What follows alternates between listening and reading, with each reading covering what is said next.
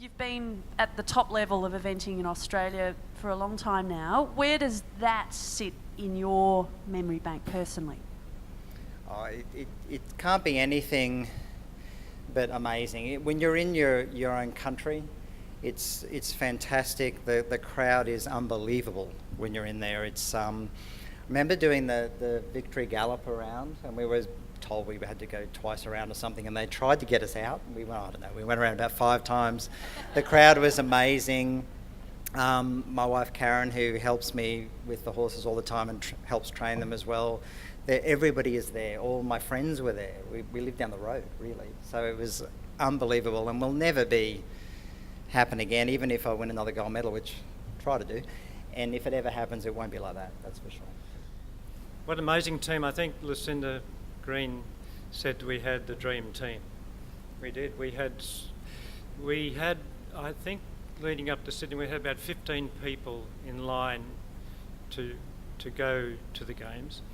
We had, I think, 12 people, and Stuart was one of them down in Goulburn, who were in our training camp. And so it was very difficult. We had people there that just missed out on the team, as they always do. And that's the saddest thing for those people. But at the end of the day, we ended up with 4 great riders. And as Stuart said, humbly, and we love the horses, we love them dearly. I know them all so well, almost as well as the riders. But they weren't great jumpers. But the training that we had to do to achieve that, they really did win it on the first 2 days.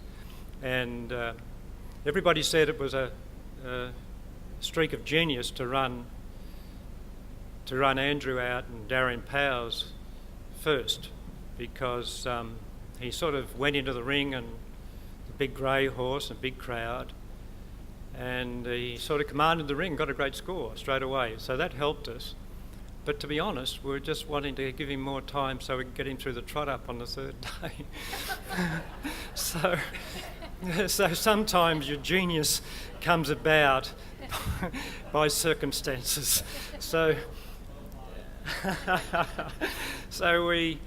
But it's been a great ride, and as I said, I love those guys, every one of them, in the teams we've had over the years. Sydney was always going to be special, and I did warn the riders. I said, guys, if you think you're going to get through the gate and the stewards here, just because we're Australian and that's the way we do, we'll be the last ones to get through. And that was good, because it wasn't like that at all.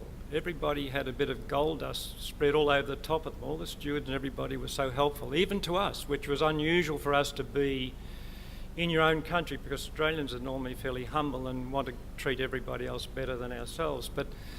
So Sydney was the most extraordinary experience, and for me personally it was amazing. I probably should have retired then and then, but as things turned out. But Sydney, for me personally, I was able to go to the presentation and give these guys, not their medals, I gave them the garlands. And the thing I always remember, Andrew Hoy tried to grab me and kiss me, which was a little bit difficult at the time.